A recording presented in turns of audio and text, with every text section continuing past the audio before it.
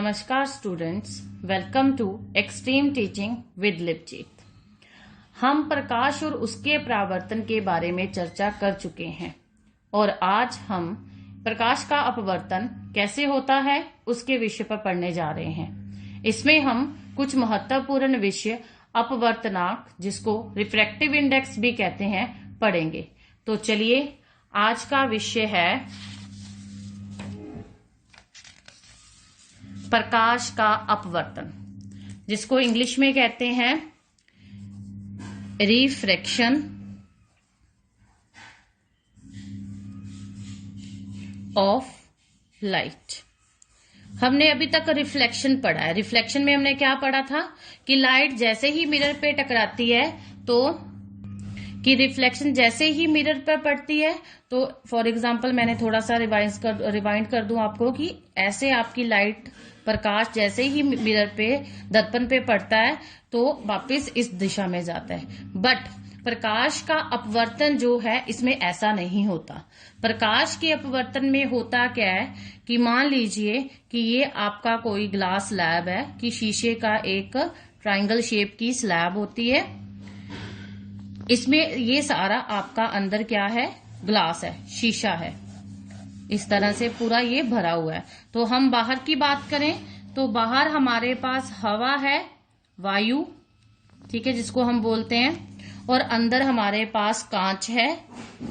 तो हम ये देखेंगे कि प्रकाश कैसे वायु से होता हुआ कांच में जाता है और फिर वापस वायु में आता है। तो इसके रास्ते में कि ये किस तरह का रास्ता अपनाता है। तो ये जब प्रकाश वायु से कांच में जाएगा तो माध्यम बदलता है। माध्यम में बदलने से प्रकाश अपना रास्ता भी चेंज करता है, उसको हम बोलते हैं प्रकाश का अपवर्तन। सबसे पहले हम इसकी डेफिनेशन देखें।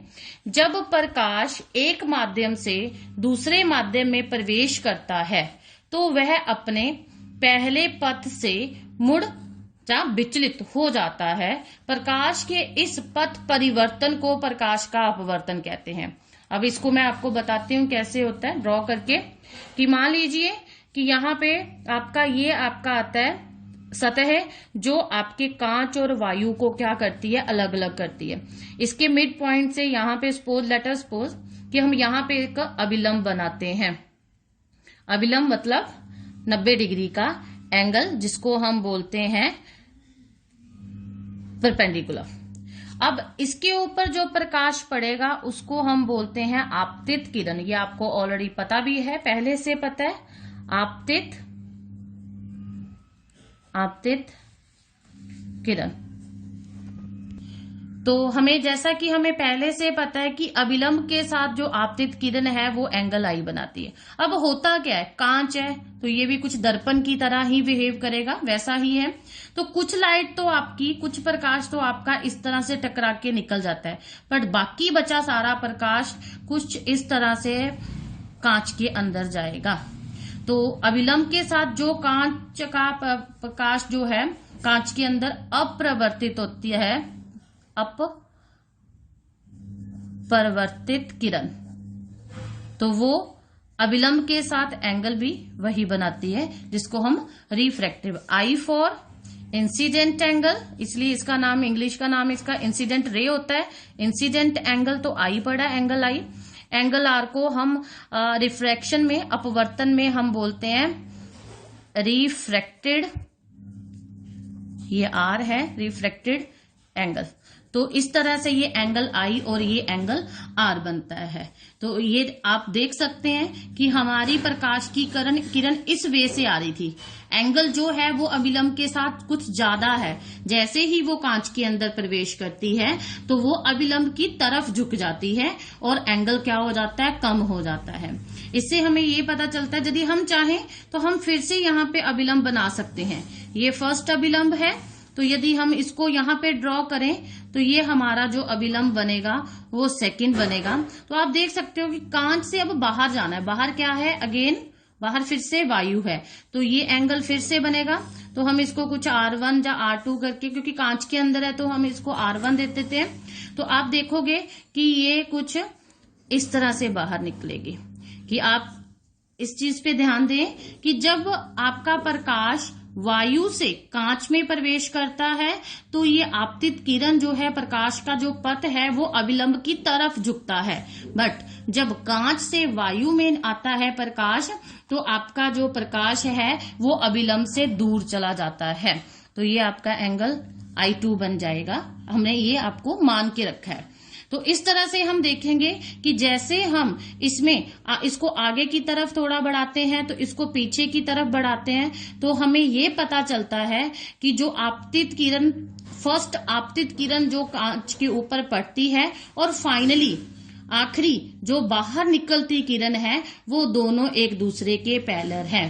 कि यदि हम कांच को बीच में से निकाल दें तो आपका प्रकाश जो है वो सीधी रेखा में जाता हुआ दिखाई दे रहा है।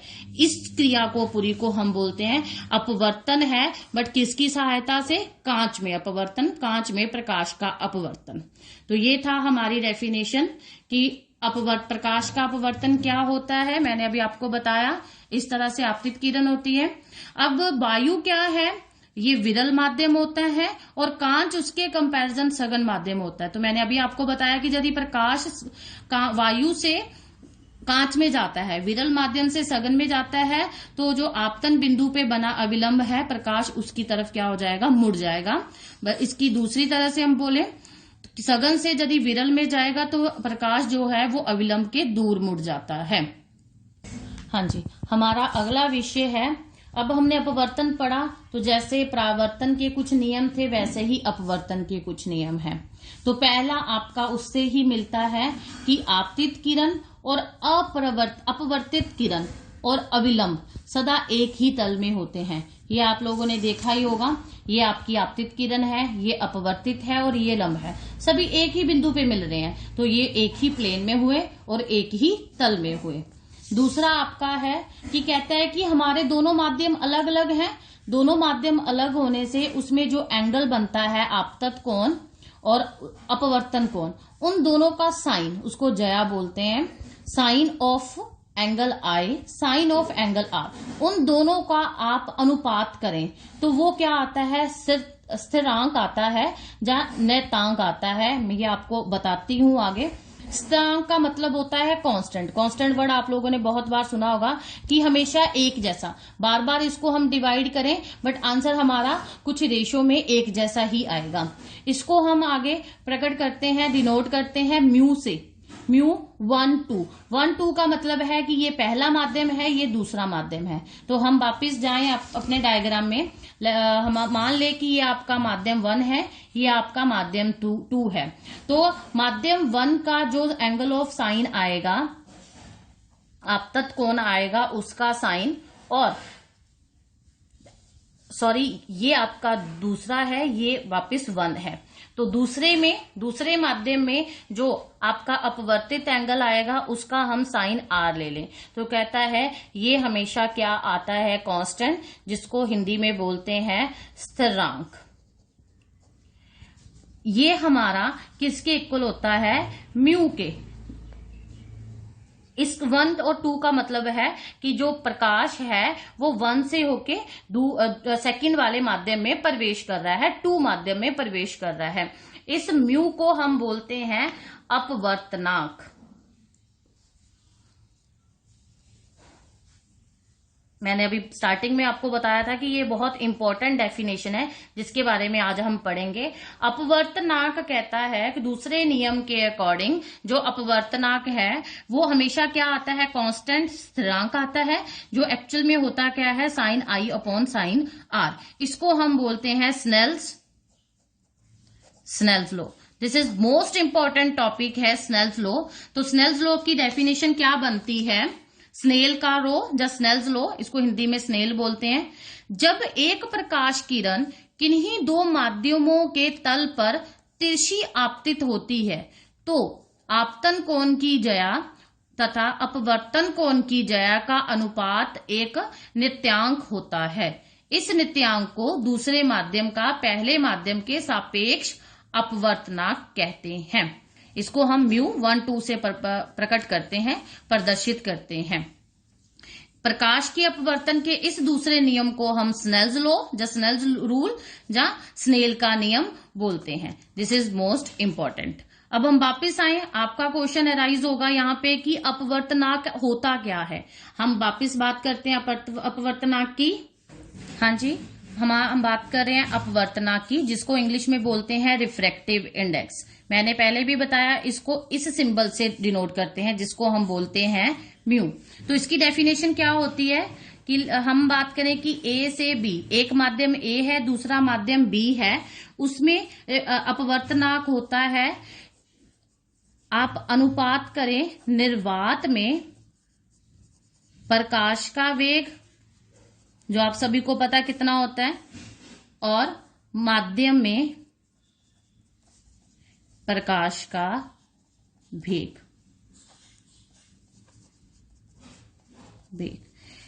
अब निर्वात में प्रकाश का वेग, जिसको हम छोटे सी से, स्मॉल सी से डिनोट करते हैं, और माध्यम में हर एक प्रकाश की हर एक माध्यम में अलग अलग वेलोसिटी होती है, अलग अलग स्पीड होती है, इसलिए हम इसको v डिनोट करते हैं। तो हम इसका समरी करें कि जो म्यू है वो c/v है, ये इसका फॉर्मूला है।